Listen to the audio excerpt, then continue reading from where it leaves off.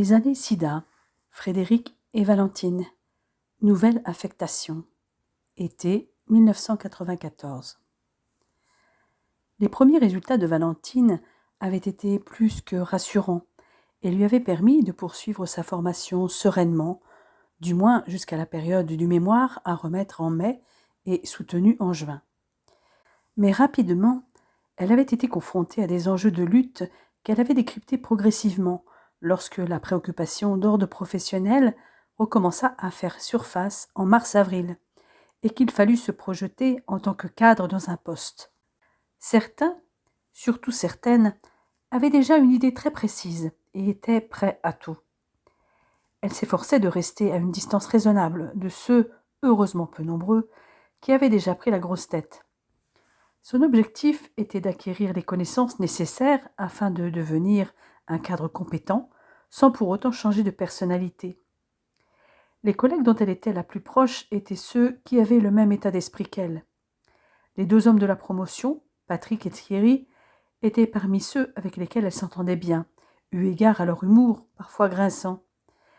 Ils avaient entrepris de noter les bons mots des différents formateurs, intervenants et étudiants, avec l'intention d'en faire une compilation. Elle sympathisa aussi en particulier avec deux collègues du CHU, Karine et Sylvie. La jeune femme s'intéressait toujours autant aux évolutions concernant le sida, tant au niveau médical qu'au niveau politique. L'efficacité de la ZT avait été mise en évidence dans la transmission materno-fétale du VIH. L'étude de la transmission mère-enfant avait fait alors l'objet de larges études prospectives, dénuées des biais d'analyse, qui avaient permis de préciser les déterminants virologiques, immunologiques et obstétricaux. Les premières estimations du risque de transmission avaient été situées entre 20 et 25% d'enfants infectés. Le lien étroit entre le risque de transmission et le niveau de réplication virale plasmatique maternelle avait été mis en évidence, en même temps que celui des conditions d'accouchement et d'allaitement.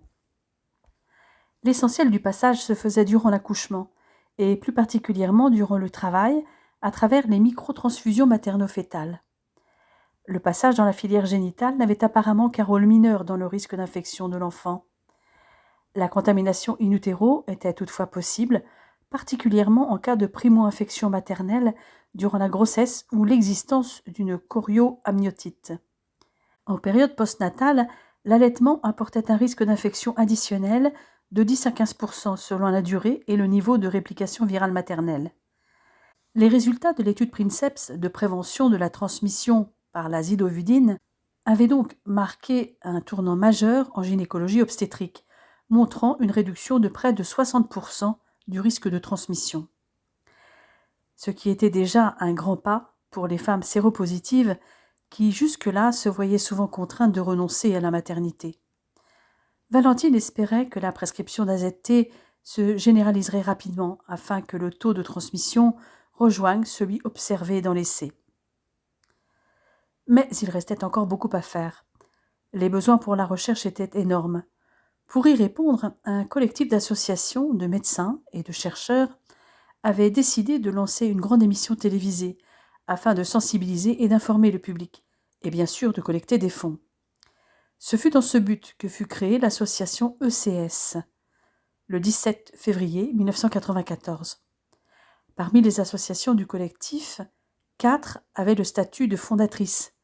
L'Association des artistes contre le sida, AIDS, Arcade Sida et Act Up Paris, tandis que 13 autres étaient partenaires.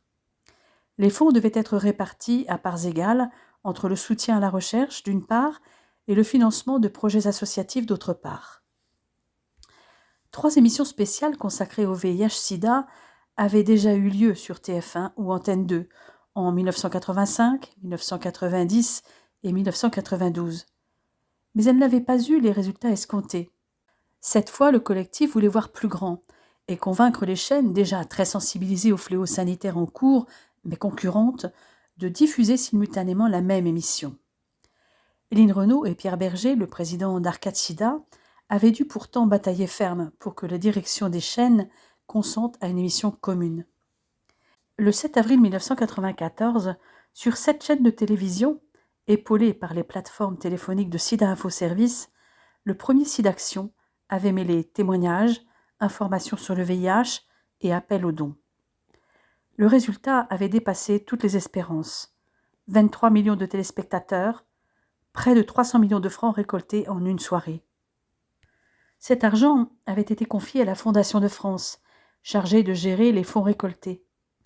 Mais la scène qui fit l'effet d'une bombe et resta dans les mémoires, ce fut quand, sur le plateau de télévision, Clémentine Sélarié avait embrassé un homme, contaminé un an plus tôt au cours d'une intervention chirurgicale. Ce geste fort et bienveillant de l'artiste intervenait à un moment où les stéréotypes négatifs sur les personnes séropositives étaient très vifs et entretenus. Ces dernières étaient rejetées et considérées comme des parias par la société. Autant dire que ce baiser marqua un tournant dans la lutte contre la discrimination des personnes atteintes du sida en France. L'intérêt de Valentine pour le sida était resté intact. Comment aurait-il pu s'émousser avec un mari qui travaillait d'arrache-pied pour lutter contre cette maladie? Le VIH était au centre de son mémoire, centré sur l'attitude des soignants face au virus. La peur du danger était omniprésente encore pour beaucoup, du fait notamment de représentations angoissantes. La soutenance de son mémoire, fin juin, avait marqué la fin de sa vie estudiantine et l'imminence de la reprise de la vie professionnelle. Pour l'heure, elle attendait, comme ses collègues, les résultats de cette formation. Combien allait obtenir le certificat de cadre infirmier? Ce vendredi 24 juin, la température frôlait les 30 degrés. La plupart des étudiants cadres attendaient dans le couloir de l'école. Valentine s'était installée pour lire à l'extérieur, sur le muret, moitié à l'ombre, moitié au soleil. Elle était plongée dans From Novice to Expert, Excellence and Power in Clinical Nursing Practice, le livre de Patricia Benner que lui avait envoyé Kathleen. Elle portait une courte robe en coton avec un imprimé floral blanc et fuchsia, dont les bretelles dégageaient complètement ses épaules. Ses cheveux étaient ramassés dans une tresse épique qu'elle avait ramenée sur le côté, dégageant sa nuque gracile. Elle croisait et décroisait ses pieds chaussés de sandales plates à fines lanières qui dévoilaient ses fins orteils aux ongles vernis. Sylvie, une de ses collègues, passa la tête par la porte vitrée pour l'appeler. « Valentine, tu peux venir? L'affichage est imminent. »« Ok, j'arrive. » Elle rangea son livre dans son sac et se dirigea vers le bâtiment. Elle montait la dernière des 4 marches menant aux portes vitrées quand elle entendit un sifflement d'admiration derrière elle et une voix qui disait « Vous savez que vous avez de très jolies jambes, mademoiselle. » Elle s'arrêta net et se retourna en souriant. « Frédéric, qu'est-ce que tu fais là ?»« C'est bizarre. Tu m'as dit exactement la même chose l'année dernière en avril, au même endroit. Je viens vérifier si tu mériteras une récompense ou non ce soir. » Valentine éclata de rire. « Je sais que même si je ne réussis pas, tu me donneras ce que je veux, peut-être même en double ou triple si j'échoue, pour me consoler. Tiens donc, et qu'est-ce que tu veux au juste ? Toi tout entier, dans mon lit, lui murmura-t-elle. Je ne sais pas te résister, mais toi non plus, tu ne me résistes pas. Il ne répondit pas, mais la saisit par le poignet et l'attira à lui pour un fougueux baiser qui la laissa pantelante. Il ne s'était même pas aperçu que des étudiants étaient sortis pour une pause entre 2 cours et les observaient. Le couple entra dans le bâtiment et se dirigea vers l'école des cadres main dans la main. Ils avaient à peine le dos tourné que les langues se délièrent. « Waouh, ce mec est super canon !» dit une étudiante en allumant une cigarette. « Calme-toi, Jennifer. T'as vu la nana qui était avec lui ? Tu n'as aucune chance. » « De toute façon, ils sont inséparables. Personne ne pourra séduire l'un ou l'autre, dit une étudiante plus âgée. « Pourquoi ? Tu les connais ?»« Un peu que je les connais. Lui, c'est le professeur Hacheret, PUPH aux infectieux. Et elle, c'est sa femme, Valentine. Elle était infirmière aux infectieux quand il est arrivé en 1985. Ils se sont connus dans le service. Un coup de foudre, tous les deux. J'étais aide-soignante dans leur service. Et si j'ai voulu être infirmière, c'est parce que mon modèle, c'est justement Valentine. Mouais, ok. Chasse gardée, quoi, conclut Jennifer. Pas grave, ce ne sont pas les beaux mecs qui manquent. J'en ai justement repéré 2 internes. Un en cardio, un beau blond aux yeux bleus, comme le professeur Hacheret, mais aux cheveux ondulés. François Vasse. Et un autre, un beau brun que j'ai vu en pneumo, Maxime Piedfort. J'hésite entre les deux. Une de ses collègues se mit à rire. Tu peux essayer les deux. L'un comme l'autre tire sur tout ce qui bouge. Pendant ce temps, Frédéric et Valentine avaient réussi à s'approcher du tableau d'affichage. Sylvie, la collègue qui l'avait prévenue de l'imminence des résultats, venait de leur faire une place et fit un clin d'œil à sa copine, le pouce levé. « Tu as assuré, Val, » lui dit-elle au passage. « Mais je ne t'en dis pas plus. » En effet, son nom était tout en haut de la liste des admis. Seule ombre au tableau, une de ses copines allait devoir repasser son mémoire. C'était le seul échec dans la promotion. Valentine s'excusa auprès de Frédéric. « Je vais voir Karine, et ensuite nous allons être reçus par la directrice pour quelques informations, notamment pour les étudiants issus du CHU comme moi, mais ça ne devrait pas être long. »« Pas grave, je vais attendre dehors. Je suis venue pour toi et je ne repartirai pas sans toi. »« Je t'aime, » répondit-elle en lui effleurant les lèvres. En attendant que la directrice les reçoive tous, Valentine était allée consoler sa collègue Karine, qui fut reçue rapidement par les formateurs pour envisager son rattrapage. À sa grande surprise, Valentine fut appelée juste derrière. Elle était en fait sollicitée pour aider sa collègue pour retravailler son mémoire, ce qu'elle accepta avec joie. Le groupe, excepté Karine, eut ensuite droit au discours de la directrice et les étudiants issus du CHU furent informés qu'ils allaient être reçus le lundi à la direction des soins. La liste des postes disponibles leur serait alors révélée et ils devraient choisir leurs options. Après un dernier échange avec Karine et avoir convié des camarades de promotion pour un repas tous ensemble avec leurs conjoints, pour ceux qui en avaient un, le vendredi suivant, Valentine rejoignit son mari qui l'attendait patiemment. Une fois n'était pas coutume, ils allèrent chercher leurs enfants ensemble à la sortie de l'école. Frédéric avait aussi anticipé la soirée et avait averti sa femme en chemin.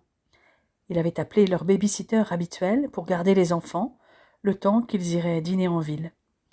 Les enfants avaient déjà dîné quand Sophie arriva. Ils s'éclipsèrent donc l'esprit serein. Les températures n'avaient pas baissé et il faisait encore très chaud à 20h quand ils arrivèrent place du Vieux-Marché où ils dînèrent en terrasse. Ils rentrèrent avant minuit pour libérer la baby-sitter. Les deux enfants dormaient profondément. Ils purent donc profiter l'un de l'autre et s'endormirent comblés de caresses, peau contre peau. Ils furent réveillés par la fraîcheur matinale, les températures ayant chuté de moitié pendant la nuit. Pendant que son mari travaillait le samedi matin, Valentine s'était rendue au studio avec les enfants pour une répétition avec Rudy. Le spectacle de fin d'année devait avoir lieu le lendemain après-midi, et un filage était prévu dans l'après-midi pour tous les élèves. Le jour du spectacle, Victoire était venue avec Virginie, et elles accompagnèrent Frédéric, qui allait voir sa fille sur scène pour la première fois, et admirer une fois de plus sa femme. Les élèves du cours de Mélanie dansaient sur Can You Feel the Love Tonight d'Elton John. Quant à Valentine, elle dansait avec les élèves du cours de son amie Cécile sur Streets of Philadelphia, avant de danser avec cette même Cécile en duo sur Run to You de Whitney Houston. Elle dansa également un duo avec Rudy sur Love is All Around des Wet Wet Wet. Le lundi 27 juin, elle avait retrouvé ses collègues à la direction des soins pour prendre connaissance des postes vacants.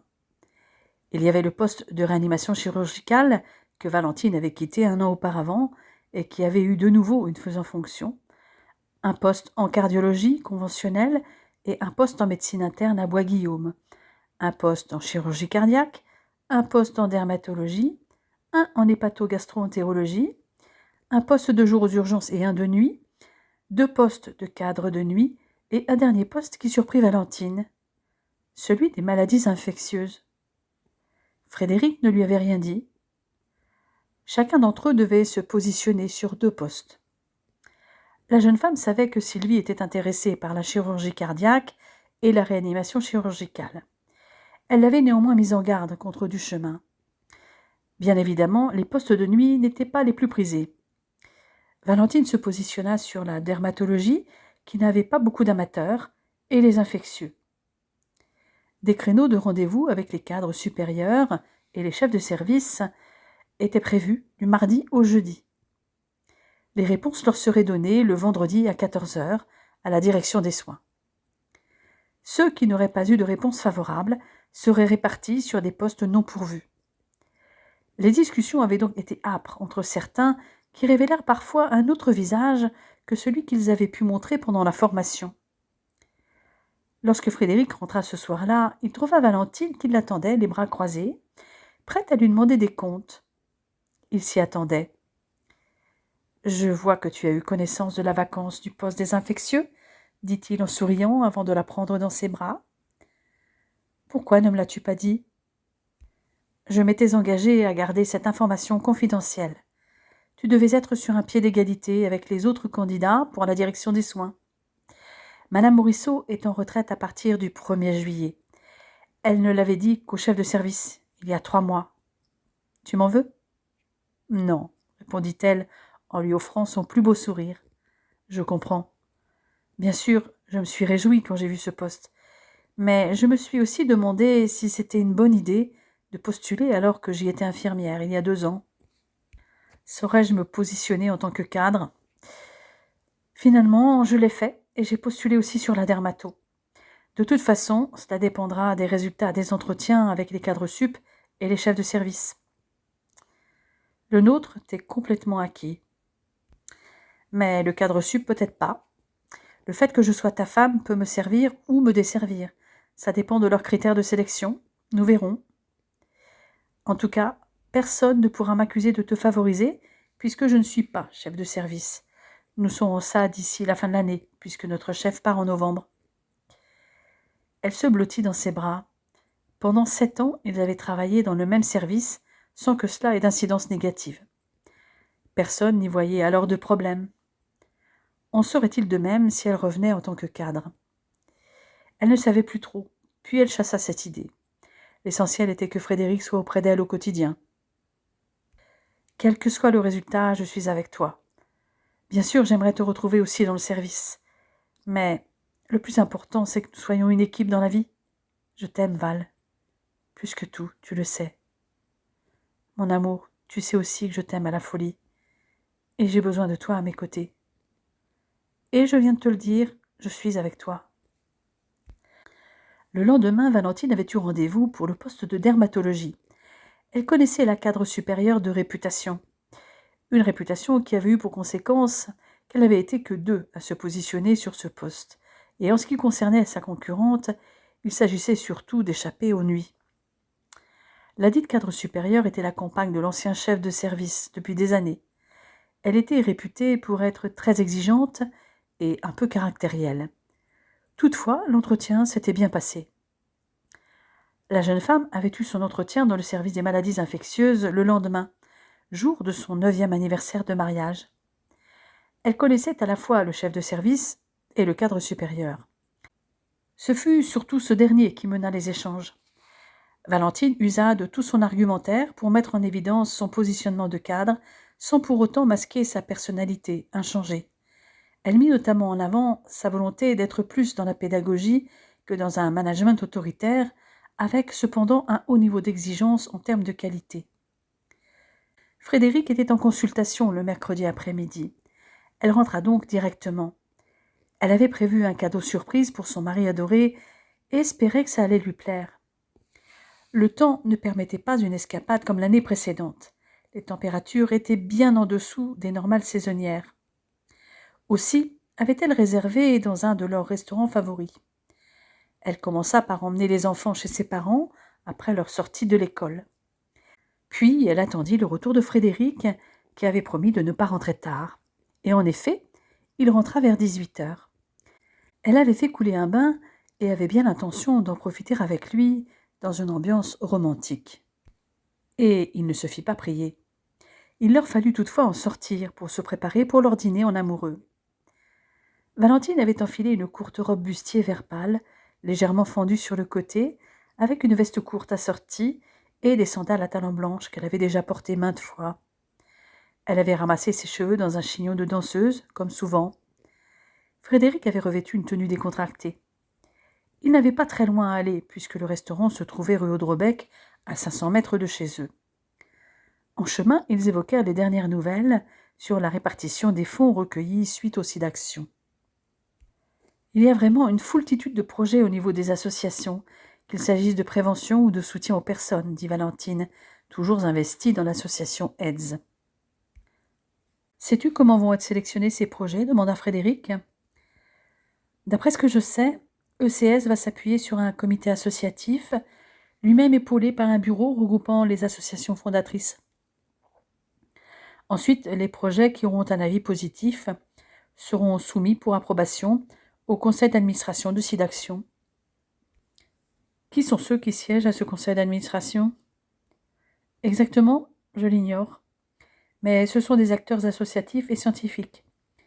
Et toi, au niveau scientifique, tu as entendu quelque chose? C'est la Fondation pour la recherche médicale qui va être chargée, via un comité d'évaluation des projets scientifiques, et de décider de leur financement. Pour l'instant, la gestion des fonds et la validation des projets seraient assurées via un partenariat entre la Fondation pour la recherche médicale et la Fondation de France, vraisemblablement jusqu'à ce que CS soit plus étoffé et surtout reconnu établissement d'utilité publique. Entre-temps, ils étaient arrivés à leur destination. Ils suivirent leur conversation, mais Frédéric changea de sujet. Comment s'est passé ton entretien cet après-midi? Bien, je pense. Comme prévu, c'est surtout le cadre sup qui m'a asticoté. Ah oui, vraiment? Dit-il avec son sourire en coin habituel. Je ne suis pas la seule à postuler sur ce poste. Certes, tu étais même la dernière à passer. Oh, toi, tu sais quelque chose. Il attrapa une de ses mains et entrelaça ses doigts avec les siens. Son regard à cet instant était rayonnant. Le poste a toutes les chances d'être pour toi. Le cadre sup semble être très favorable et le chef de service a pesé de tout son poids. Ça m'étonnerait que la direction des soins s'oppose à lui. Et toi, tu veux bien de moi? Tu te moques de moi, j'espère. Bien sûr que je veux de toi. Ça fait 2 ans que j'attends que tu reviennes dans le service, et Isa a hâte de travailler avec toi. Au moment du dessert, Valentine remit son cadeau à l'amour de sa vie. Il écarquilla les yeux lorsqu'il vit la montre bracelet d'une marque de luxe avec un cadran en lapis-lazuli. J'espère qu'elle te plaît. Le lapis-lazuli correspond à nos 9 ans de mariage, et surtout, c'est pratiquement la couleur de tes yeux, mon amour. Frédéric était très ému. Tu es complètement folle. Ça, ce n'est pas nouveau. Je suis red dingue de toi. Il lui remit une petite boîte en faïence de Rouen, décorée de bleu, elle aussi. Les yeux de Valentine brillaient de plaisir. Quand elle ouvrit la petite boîte, elle vit qu'elle contenait des pendants d'oreilles et un collier en lapis-lazuli. Elle éclata de rire. Les grands esprits se rencontrent. Mais toi, tu as fait fort. Tu as réussi à trouver un cadeau correspondant à nos noces de faïence et la pierre qui symbolise nos 9 ans ensemble. Oui, et ce n'est pas tout, dit-il en lui tendant une enveloppe qu'elle ouvrit sans tarder. Elle le regarda bouche bée. Un séjour à Faenza? Oui, et ensuite la Toscane. 1 semaine, rien que nous 2. Nous laisserons les enfants à mes parents pendant ce temps, et ensuite nous les rejoindrons au bord du lac de Constance. Là-bas, ils auront plein de nounous avec tes parents, Andreas et Marianne, et bien sûr Rudy et Philippe. Mais mon amour, je ne suis pas sûre d'avoir droit à autant de congés. Eh bien, tu demanderas des congés sans solde. Tu étais prête à faire la formation cadre même sans financement. Finalement, le CHU t'a financé. Donc, 3 semaines de congés sans solde. Pour être avec moi, c'est possible. Allez, 2 semaines. Moi, je ne demande que ça. Mais je suis fonctionnaire de la FPH. Et le congé sans solde n'est prévu par aucun texte applicable à la fonction publique hospitalière.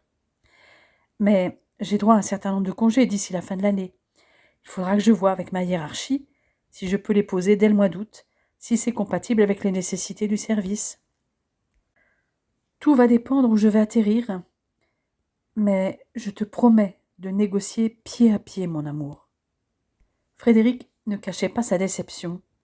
Valentine prit sa main pour en embrasser la paume. Je t'aime, et je veux ces vacances en amoureux autant que toi. En attendant, profitons de notre soirée rien qu'à nous.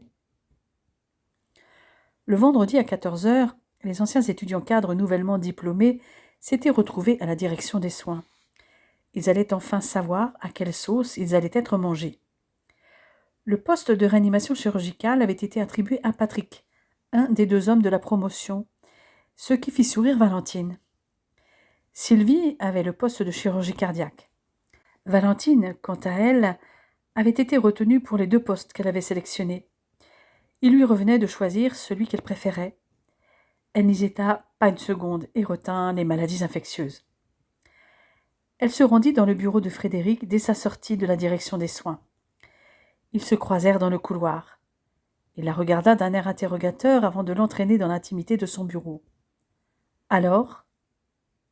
Tu vas devoir me supporter dès lundi. » Il ne put cacher sa joie et la souleva de terre avant de l'asseoir sur le bureau pour l'embrasser à pleine bouche.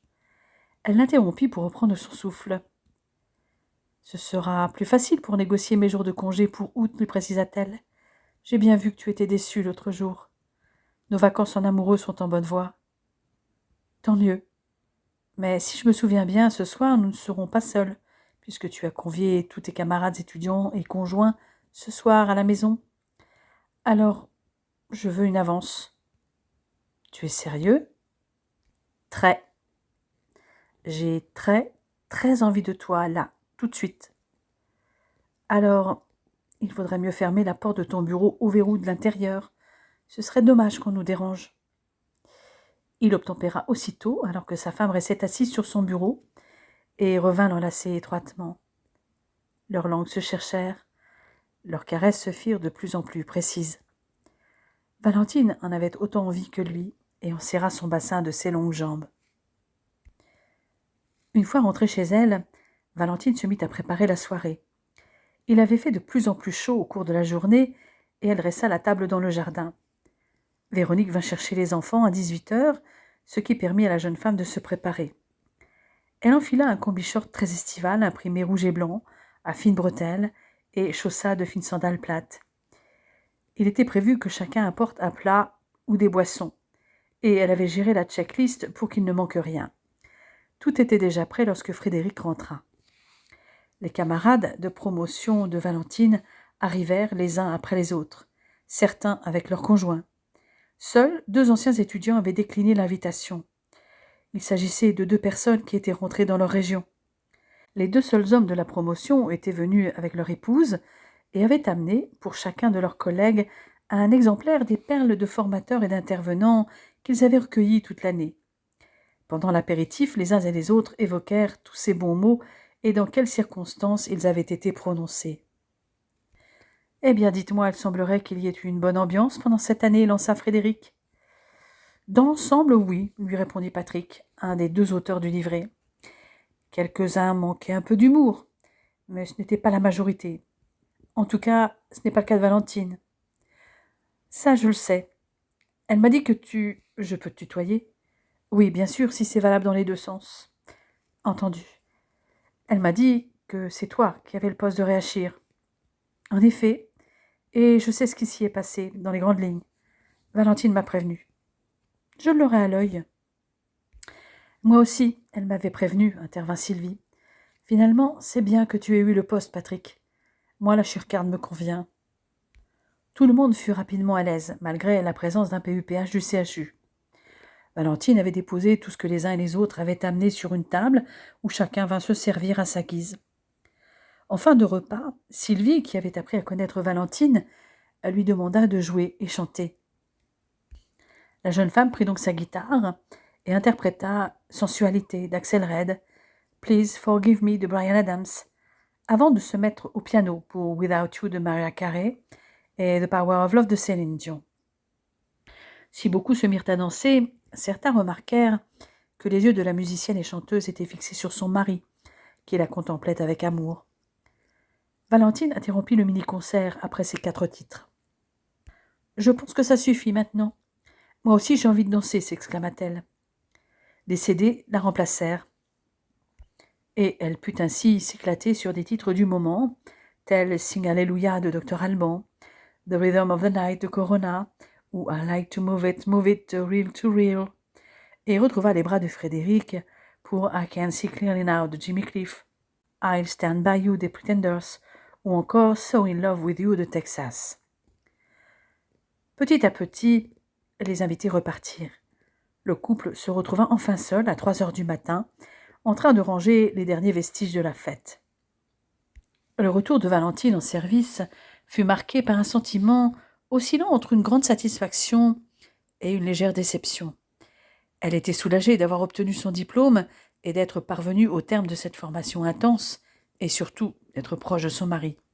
Mais elle savait qu'elle allait être frustrée d'être rattrapée par la routine, les urgences du quotidien dans un lieu où rien ne semblait avoir changé depuis son départ, alors qu'elle revenait avec plein de projets pour améliorer la qualité des soins et les conditions de travail des agents. Elle n'avait pas oublié le poids du fonctionnement et des priorités de l'hôpital. En outre, certains agents risquaient de s'interroger sur ces éventuelles transformations. C'était bien connu, les cadres rentraient dans le moule. Elle s'attela au planning dans un premier temps et à la gestion des lits. La routine, en effet. Parmi les aspects positifs, elle avait obtenu sans difficulté d'être en congé 3 semaines avec mari et enfants. Frédéric était soulagé. Le 10 juillet, pour une semaine, avait commencé l'Armada de la Liberté, le second rassemblement de bateaux pour célébrer cette fois le 50e anniversaire du débarquement en Normandie. Les navires préférés du couple étaient revenus. Les bâtiments étaient encore plus nombreux qu'en 1989 et incluaient des navires de guerre et un des fameux Liberty Ships. Ce fut l'occasion de promenades sur les quais avec les enfants. Mais l'événement pour les Acherais fut la fête organisée par Valentine pour les 40 ans de Frédéric, le samedi 23 juillet. Elle avait réuni la famille et les amis pour l'occasion dans le jardin du duplex. Le temps très estival s'y prêtait avec encore plus de 25 degrés lorsque les invités arrivèrent vers 20 heures. Du 7 au 11 août avait eu lieu la 10e conférence internationale sur le sida à Yokohama, au Japon. La première à être tenue sur le continent asiatique, où l'épidémie progressait à un rythme de plus en plus élevé, qui probablement allait bientôt dépasser celui de l'Afrique et de l'Amérique latine. Frédéric ne s'y était pas rendu. Il avait privilégié les vacances en amoureux pour lesquelles il avait tant insisté auprès de Valentine. Cette conférence n'avait pas été dénuée d'intérêt, puisque des communications avaient évoqué un nouveau virus du sida baptisé sous-groupe O, rencontré de plus en plus en Afrique et en Europe, imposant le développement très rapide d'une surveillance épidémiologique accrue à l'échelon international. D'autres présentations apportèrent des réponses aux interrogations soulevées à Amsterdam en 1992 sur les cas de sida sans virus, et des cas pour lesquels était en cause un sous-groupe des VIH1. La discrimination des personnes vivant avec le VIH au Japon, où le public percevait cette pathologie comme une maladie pour les étrangers, avait été aussi mise en exergue. L'ambiance globale de la conférence avait été pessimiste. En effet, peu de progrès avaient été réalisés pour traiter l'infection par le VIH avec un traitement antirétroviral standard. Au vu du manque d'avancées cliniques concluantes, les organisateurs avaient décidé de changer l'événement d'un événement annuel à un événement biennal après celui-ci. Le dernier jour, Simone Veil, ministre des Affaires sociales, de la Santé et de la Ville, avait fait un discours rappelant la nécessité d'une approche globale et d'une volonté politique internationale dans la lutte contre le sida. Elle rappela qu'en Asie, désormais, la progression de l'infection à VIH dans les groupes de populations exposées, notamment chez les prostituées et les toxicomanes par injection, atteignait les taux les plus élevés du monde. Les femmes, qui paraissaient à l'origine plus épargnées, étaient en passe d'être plus nombreuses à être contaminées dans certains pays. Elle avait souligné un certain nombre de priorités afin de maîtriser l'épidémie. En premier lieu, la recherche sur laquelle reposaient tous les espoirs devait bénéficier d'un maximum de moyens, notamment de la part des autorités publiques, même si les perspectives demeuraient encore imprécises ou la rentabilité aléatoire. Le second point était de veiller à ce que l'infection à VIH ne soit pas la cause de discrimination et d'atteinte aux droits fondamentaux de la personne humaine. Venait ensuite la prévention, visant à informer sur les moyens de protection et à encourager l'évolution vers des comportements sexuels à moindre risque. Enfin, la solidarité nationale à l'égard des malades, rôle des pouvoirs publics, devait être aussi une priorité, lorsque les mécanismes d'assurance sociale faisaient défaut, afin de pouvoir leur proposer, ainsi qu'à leurs proches, des conditions de prise en charge respectueuses de leur dignité. C'était ce qui avait conduit la France, pays le plus touché parmi les États européens, en partenariat avec l'OMS, a organisé le 1er décembre 1994 un sommet des chefs de gouvernement des pays les plus concernés par l'épidémie, pour une approche globale impliquant les responsables politiques au plus haut niveau. Il fallait définir les pistes à suivre pour les années à venir, car faute de vaccins ou de thérapeutiques pleinement efficaces, certaines démarches devenaient encore plus prioritaires. Solidaire dans la maladie, l'humanité devait l'être encore davantage dans la recherche des remèdes et le jour venu des moyens permettant à tous d'en bénéficier, suivant le principe même d'égalité proclamé dans la Déclaration universelle des droits de l'homme. Pour leurs vacances d'août, en amoureux, Frédéric et Valentine avaient choisi de partir en voiture, afin de s'arrêter lorsqu'ils le souhaitaient. Ils passèrent la première nuit dans un hôtel qu'ils connaissaient bien à Saint-Jean-de-Maurienne. Ils avaient ensuite rejoint l'Italie, après avoir passé le col du Mont Cenis, puis à proximité de Turin, avant de faire une halte à Piacenza. Ils avaient déjeuné dans une trattoria du centre-ville. Cela leur permit de faire un tour en commençant par la Piazza Cavalli, avec l'hôtel de ville en marbre rose de Vérone et le palais du gouverneur, puis la cathédrale, les basiliques San Savino, de Sant'Antonino, de San Francesco et l'église Santa Maria di Campagna. Ils avaient repris la route vers 15 heures. Avant de rejoindre Parme et leur hôtel pour la nuit, ils firent une pause à Grazzano Visconti, un village médiéval enchanteur dominé par son château, où ils eurent l'impression d'être dans un conte de fées ou d'avoir remonté le temps. Ils s'arrêtèrent de nouveau à Castell'Arquato, considéré comme l'un des plus beaux villages d'Italie, avec sa structure rappelant celle de Tolède. Ils avaient laissé la voiture dans le parking gratuit à l'entrée du village et s'étaient rendus jusqu'à la belle Rocca Viscontea pour jouir de la vue panoramique sur le village et ses environs. Ils parvinrent à leur hôtel situé en plein centre de Parme, dans une des rues piétonnes entre la Pilotta et le Duomo en fin d'après-midi. Du balcon de leur chambre, ils voyaient le dôme de la cathédrale. Après une bonne douche, ils avaient dégusté des spécialités gastronomiques de la ville de Verdi et de Toscanini. La version très haut de gamme du jambon de Parme, le culatello di zibello en antipasto, avec une tranche de melon, suivi d'une assiette de tortelli, des ravioles fourrés au potiron et leur sauce au cèpe. Leur promenade digestive les avait amenés au fond d'une impasse, ombragée par de grands arbres, devant la modeste porte de l'ancien couvent des bénédictines de San Paolo. Valentine expliqua à Frédéric que s'y trouvait la Camera di San Paolo, qui correspondait aux appartements de Giovanna di Piacenza, l'abbesse à la tête du couvent dans la première moitié du XVIe siècle. Son monastère ressemblait plus à un salon littéraire qu'à un cloître. C'était une femme libre et cultivée, précisa la jeune femme, qui s'est opposée sa vie durant à la papauté qui entendait imposer la clôture à son ordre. Pour peindre ses appartements privés, elle avait fait appel au Correggio, qui l'a représenté sous les traits de Diane Chasseresse. Une abbesse en Diane Chasseresse, réagit Frédéric, c'est effectivement assez révélateur de sa personnalité. Ils poursuivirent jusqu'au palais de la Pilotta, qui était en fait un ensemble d'édifices du XVIe siècle, abritant la Galerie nationale de Parme, 2 musées et le théâtre Farnèse. « Nous verrons ça demain matin, décréta Valentine, si tu es d'accord. »« Du moment que nous sommes ensemble, tout me va, répondit Frédéric. »« Justement, tout de suite, je n'aspire qu'à ça. Rentrons vite. » Ils hâtèrent le pas pour rentrer à l'hôtel en passant devant la basilique de Santa Maria della Steccata et la Piazza Garibaldi. Ces vacances étaient l'occasion de se retrouver rien que tous les deux. Ils aspiraient régulièrement à redevenir amants plutôt que parents, à entretenir la flamme de leur amour. Après tout, Mélanie était née très rapidement après leur rencontre et leur mariage, et ils ne regrettaient absolument rien. Ils le souhaitaient tous les deux. Mais leur moment d'intimité était d'autant plus précieux. Après leur nuit d'amour, ils se levèrent assez tôt, afin d'avoir le temps de visiter le théâtre Farnèse, chef-d'œuvre de bois et de stuc, prototype du théâtre baroque à l'italienne, vit naître l'opéra. Ces fresques en trompe-l'œil, ces faux marbres, ces bois sculptés, tout était fait pour illusionner. Et instantanément, ils avaient été transportés dans les fastes des cours italiennes de la Renaissance.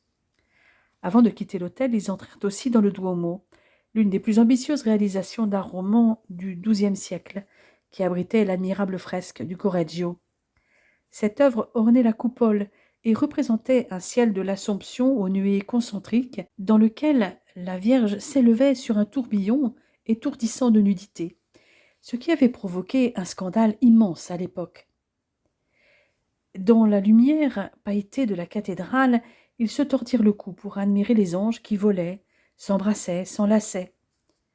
En face du Duomo, cœur rose de la ville, se trouvait le baptistère ciselé en marbre rose de Vérone, de forme octogonale, le nombre 8 symbolisant le nouveau jour, la résurrection par le baptême.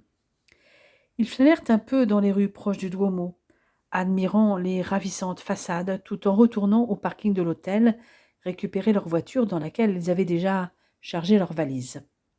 Ils firent toutefois un dernier arrêt au parc ducal pour s'y promener et voir le palais construit par la famille Farnèse et qui accueillait désormais les gendarmes. Les belles allées arborées, les pelouses accueillantes, le plan d'eau et un petit kiosque avec terrasse leur donnèrent l'envie de s'installer pour boire un verre à l'ombre. Mais ils devaient songer à reprendre la route en direction de Faenza, où ils arrivèrent pour un déjeuner tardif. Ils firent un tour du centre historique après leur repas, en débutant par la place de la Liberté, où se tenait la cathédrale.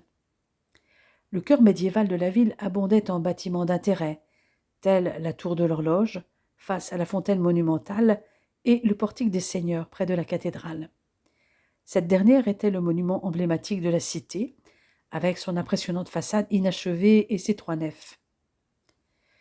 Le couple se dirigea vers la Piazza del Popolo, où trônait le Palazzo del Podesta, puis vers la Galleria della Molinella et ses espaces dédiés aux expositions, avant d'emprunter la Via Cavour et ses palais de style baroque, pour arriver enfin par le Corso Domenico Baccarini au Musée international de la céramique, pour la faïence, symbole de leurs 9 ans de mariage.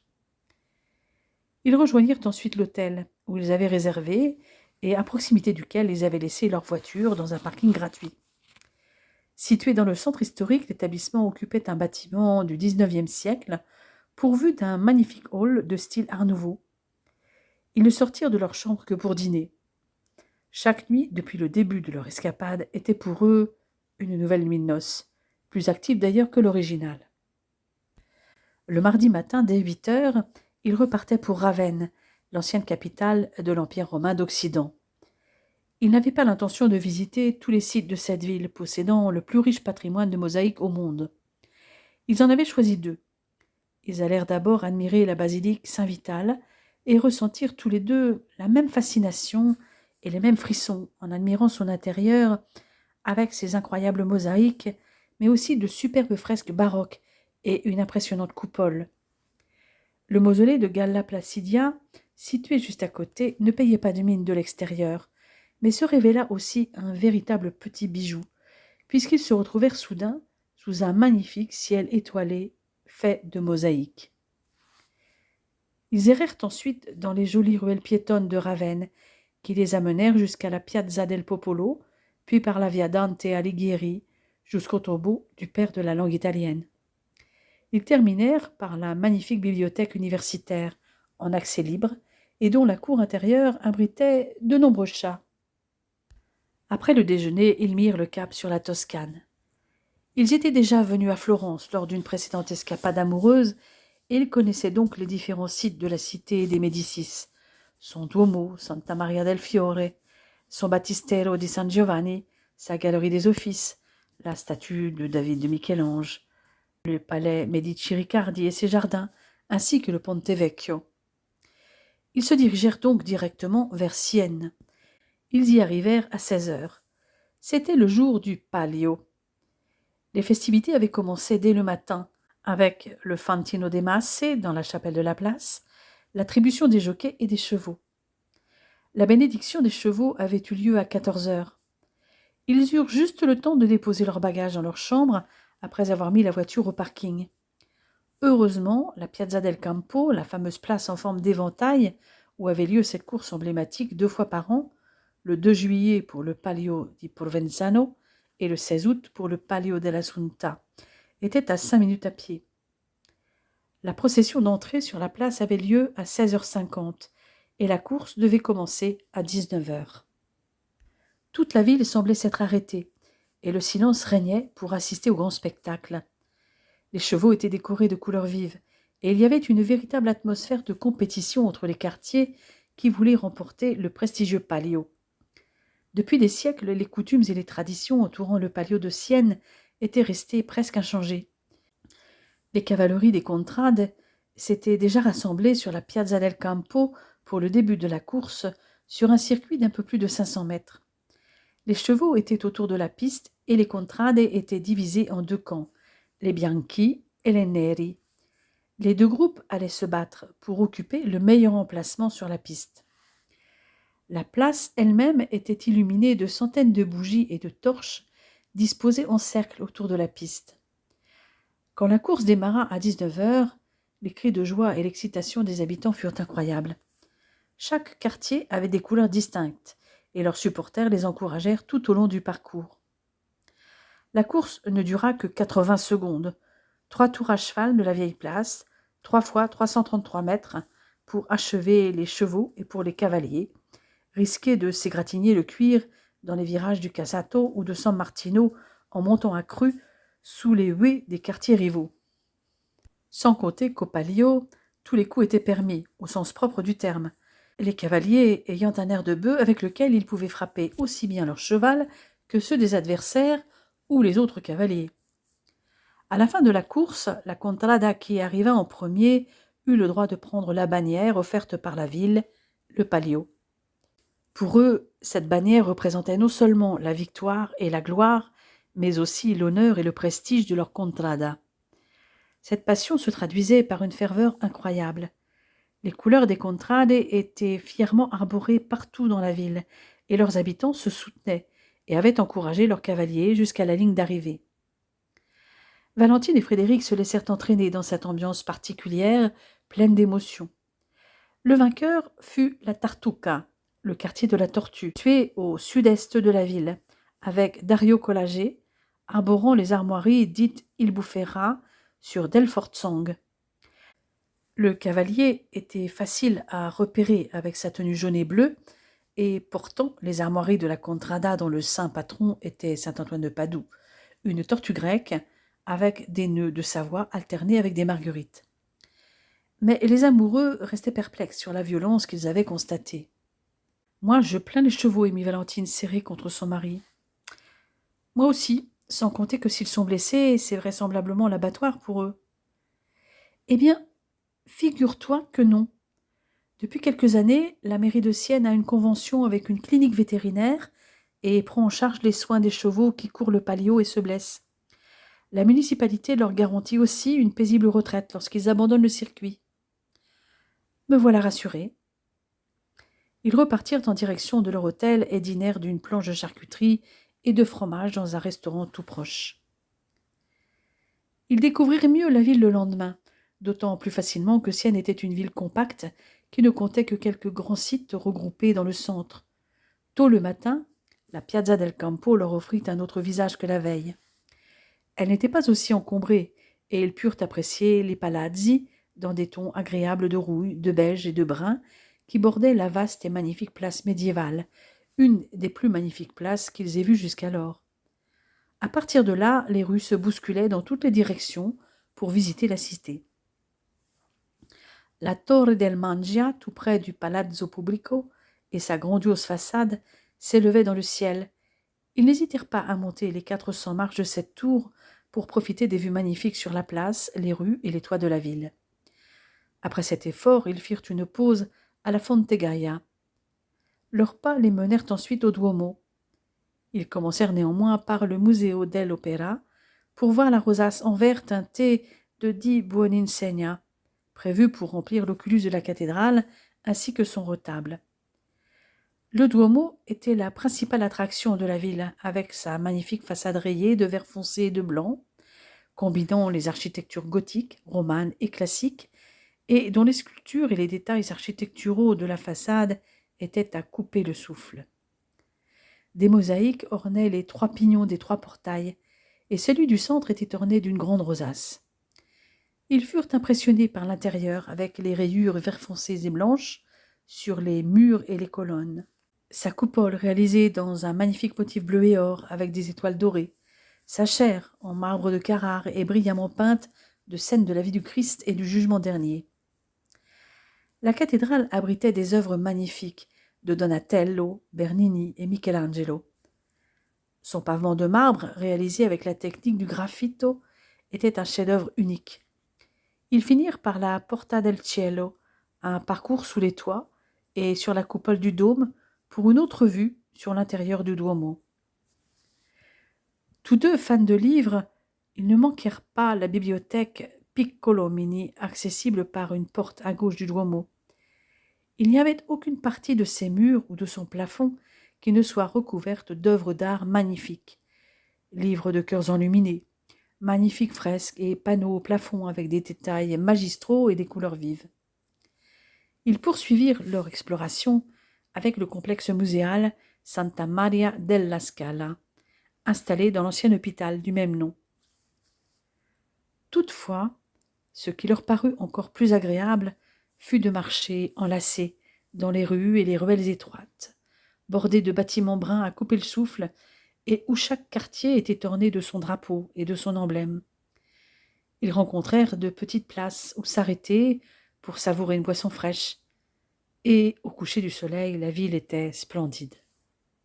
Aux environs de Sienne, ils profitèrent des multiples paysages de la Toscane, à commencer par le Chianti, se caractérisant par des collines vallonnées cultivées d'oliviers et de vignes, entrecoupées de bois, pleines de châteaux anciens et de villages médiévaux, d'églises romanes, d'abbayes bénédictines et de vestiges étrusques. Ils avaient emprunté les routes blanches sur lesquelles ils avaient retrouvé la tranquillité qu'ils recherchaient, avant de se diriger vers San Gimignano, auquel ils consacrèrent une demi-journée pour voir ces tours médiévales bien visibles depuis la campagne environnante et pour flâner dans ses ruelles. Le lendemain, ils avaient exploré les Crete Senesi, connus depuis le Moyen Âge comme le désert d'Acona, le long des vallées fluviales de l'Arbia, de l'Ombrone et de l'Asso. Cette région au sud-est de Sienne avait inspiré beaucoup d'artistes. Ce paysage pittoresque était vallonné, fait de montagnes érodées au cours des siècles par les intempéries, dépourvues de végétation, et alternait des ravines argileuses ou marneuses et les biancanes, ces affleurements marno-argileux, blanc cassé qui, parfois, avaient un aspect lunaire. Les cyprès et les pins caractéristiques de la Toscane, plantés le long des routes et autour des fermes, servaient de brise-vent. C'était une nature faite de couleurs très inhabituelles, allant du gris au jaune pour la terre et variable selon la saison pour les cultures. En ce mois d'août, le vert intense des champs de blé au printemps avait cédé la place au jaune. Toutefois, ce fut le magnifique Val d'Orcia qui les séduisit le plus. Il représentait en effet le paysage toscan typique, composé de collines, de vignobles à perte de vue, de rangées de cyprès et de fermes isolées. Ils avaient fait halte dans quelques villages, tels Pienza, pour son pecorino, et Montepulciano. Mais le but avoué de leur promenade ce jour-là était Saturnia et ses sources d'eau chaude dont ils profitèrent au Cascate del Mulino, où une cascade avait naturellement creusé différents bassins aux couleurs bleu turquoise sur plusieurs niveaux dans la roche, créant ainsi un décor magique et unique. Une semaine s'était déjà écoulée depuis leur arrivée en Italie. Ils avaient repris la route pour un nouveau point de chute en Toscane, Pise. Ils avaient posé leurs valises dans un hôtel du centre-ville, avec un parking privé et à 15 minutes à pied de la célèbre tour. Depuis la place des Miracles, ils eurent accès au musée des Sinopi, au baptistère Saint-Jean et son acoustique exceptionnelle, au Camposanto Monumentale, le cimetière abritant les sarcophages qui se trouvaient initialement tout autour de la cathédrale, à la cathédrale et à la fameuse tour.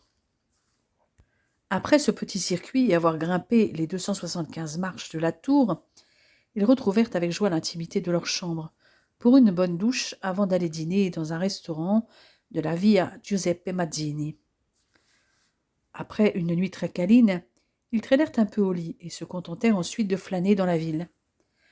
Le jardin botanique fut un endroit parfait pour se détendre et s'isoler de la foule de la place des Miracles.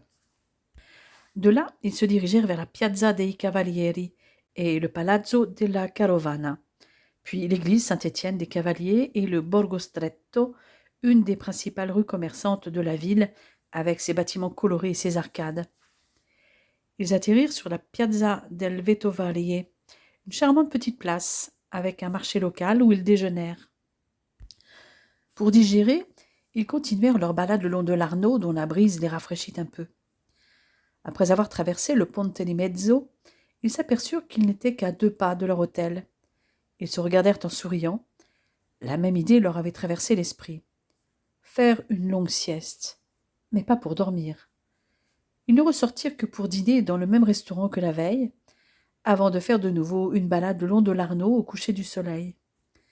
Ce fut vraiment par hasard qu'ils tombèrent sur une jolie petite église de style gothique pisan, coincée entre la rive gauche de l'Arno et la route, l'église Santa Maria della Spina, intégralement composée de marbre en bandes polychromes.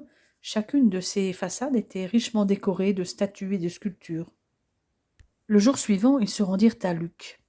Ils avaient cette fois choisi le train qui les avait amenés en une demi-heure dans cette ville fortifiée, avec l'un des remparts les mieux conservés d'Italie.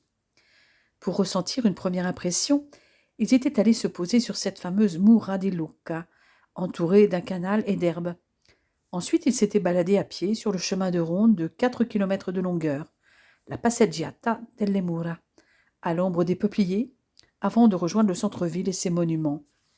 Visiter cette cité, c'était se plonger dans des petites ruelles exiguës, fardées d'ocre jaune et rouge, ponctuées par les places de l'amphithéâtre et Antelminelli. La première, de forme elliptique, était la place emblématique de Lucques et occupait la place de l'ancien amphithéâtre romain.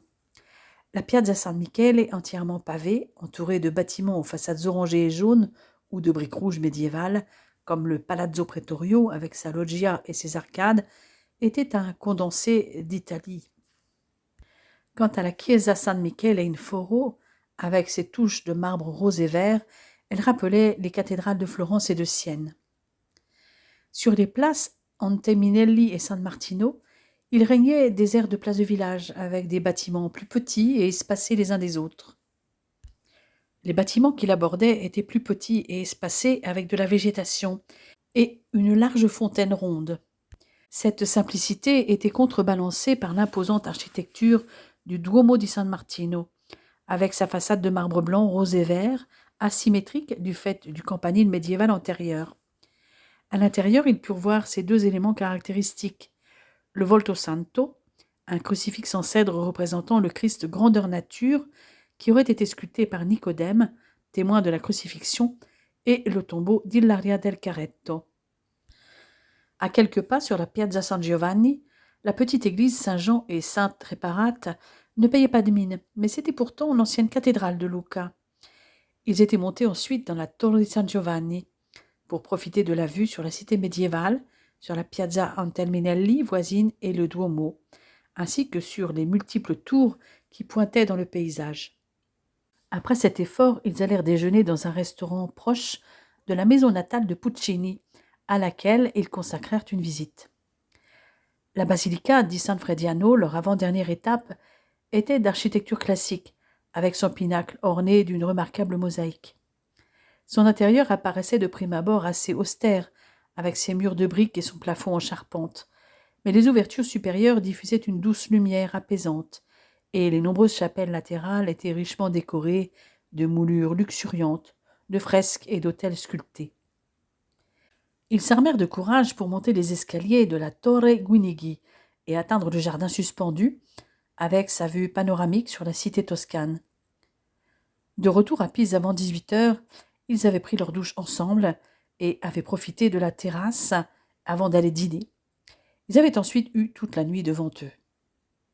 Le lendemain était leur dernière journée en Toscane, et ils voulaient finir en beauté avec l'une des 7 îles de l'archipel toscan. Leur choix avait été guidé par la proximité de Livourne, d'où ils pouvaient rejoindre l'île d'Elbe et Capraia. Leur choix s'était porté sur la seconde. Cette île de la mer Tyrrhénienne était un territoire à prédominance montagneuse et la seule île de l'archipel toscan d'origine volcanique. C'était un véritable paradis botanique, riche en bruyères, arbousiers, mastiques et myrtes, et les espèces les plus luxuriantes typiques du maquis méditerranéen. Les fonds marins de Cap Raya se prêtaient au snorkeling et à la plongée. Le couple était monté depuis le port jusqu'au village avec la navette après avoir acheté un ticket dans le restaurant situé au rez-de-chaussée d'un bâtiment bleu sur le port. La navette s'était arrêtée à côté de l'église de Saint-Nicolas et du Sacré-Cœur de Jésus. Il n'avait plus eu qu'à se diriger vers le centre du village et monter la rue pour aller voir de plus près la forteresse, aperçue de la mer, près de laquelle la vue sur la côte, le phare et l'ancien couvent de Cap Raya étaient magnifiques. Après avoir exploré le village, les amoureux prirent une des rues qui descendait vers la Torre del Porto, dominant le port de l'île. De là, ils eurent de nouveau une superbe belle vue panoramique sur l'entrée du port et la côte, avant de découvrir ensuite l'église San Antonio et l'ancien couvent San Francesco. Mais leur objectif était d'observer la vie sous-marine et de se rafraîchir. Devant l'ancien couvent, ils descendirent un sentier à travers une roselière et quelques marches jusqu'à la Cala San Francesco, un amas de roches au bord de l'eau, auquel il aurait été difficile d'accéder sans des chaussures adaptées. Mais ils ne furent pas déçus. Les fonds marins étaient exceptionnels. Ils explorèrent avec masques, tuba et palmes les rochers en se rapprochant du phare, où il y avait de nombreux poissons. Ils avaient déjeuné des sandwichs que Valentine avait emmenés, dissimulés dans les rochers, sur lesquels ils se séchèrent au soleil, mais pas seulement. Le trajet à pied vers le port en prenant la seule route qui le reliait au village fut rapide, avec en prime de très belles vues. Une fois au port, Valentine et Frédéric s'accordèrent une délicieuse glace italienne, chacun goûtant au parfum choisi par l'autre. En attendant l'heure du ferry de retour, ils se posèrent sur la plage de petits galets aménagés au bout du port. Comme d'habitude, Valentine était assise le dos contre le torse de Frédéric, qui l'entourait de ses bras et effleurait son cou de ses lèvres ou posait son menton sur une de ses épaules. Le 24 août, ils quittaient Pise pour les bords du lac de Constance, où ils allaient retrouver leurs enfants, qui y étaient déjà depuis une dizaine de jours, avec leurs grands-parents maternels, Philippe et Rudy, ainsi que les parents de ce dernier. Partis un peu après 9 heures, ils étaient arrivés vers 17 heures à Agnawambodense, où le groupe occupait une maison avec 4 chambres, dont une avec 4 couchages et 2 salles de bain. Les enfants sautèrent au cou de leurs parents, tout aussi heureux de les revoir. Ils avaient toutefois beaucoup apprécié les jours passés tous les deux. Ils comptaient bien encore en profiter en Bavière. Le lac de Constance était un havre de paix et offrait des paysages sublimes. À part aller faire un tour dans les jolies villes de Constance et de Lindau, ils avaient plutôt l'intention de profiter des différentes activités nautiques à pratiquer sur le lac et s'offrir de bons moments de détente. Ils emmenèrent les enfants en Autriche, à Bregenz, à une demi-heure de Lindau pour prendre le Pfänder, un téléphérique qui les emmena à plus de 1000 mètres pour profiter d'un panorama fabuleux sur les villages bordant le lac, mais surtout sur les montagnes environnantes. En redescendant par le téléphérique, ils avaient suivi la promenade aménagée qui démarrait du port en longeant le lac. Ils allèrent aussi sur l'île de Mainau, l'île aux fleurs, située à 15 minutes en ferry de Meersburg, pour découvrir le jardin de saison, une serre aux papillons où les lépidoptères volant dans tous les sens, dans un vrai ballet de couleurs, avaient enchanté les enfants. Sur le chemin vers le château et la roseraie, ils avaient croisé d'immenses séquoias. Avant de reprendre le ferry, ils avaient fait un saut à Constance, se baladèrent sur la place de la Fontaine aux Empereurs et mangèrent une glace tout en écoutant les artistes qui jouaient sur la place. Une violoniste avait notamment joué quelques morceaux de variété. En remontant le long du lac, légèrement à l'ombre des arbres, ils avaient cheminé vers la cathédrale. Ils avaient terminé leur promenade par le pont reliant la vieille ville au terre-plein bordé de maisons colorées de part et d'autre. La petite famille avait ensuite rejoint Meersburg, un petit village à flanc de colline avec une jolie vue sur le lac. Depuis le ferry, ils purent voir son joli château. Mais ils avaient de quoi se distraire à Agnau même. Ce petit village de pêcheurs, au climat agréable, niché dans un immense verger et un vignoble, recelait plein de trésors, comme Wilhelmshöhe, un joli point de vue au milieu des vignes, sur le lac et les Alpes, ou ses églises, dont l'une des plus anciennes de la région du lac. Ils purent nager, faire du pédalo, du vélo sur les pistes cyclables faisant le tour du lac dans la campagne environnante. Ils se retrouvaient en famille pour les repas et certaines activités. Mais Valentine et Frédéric s'étaient aussi gardés des moments rien que pour eux deux. Les parents de Valentine, tout comme ceux de Rudy, étaient ravis de s'occuper de Mélanie et de Julien.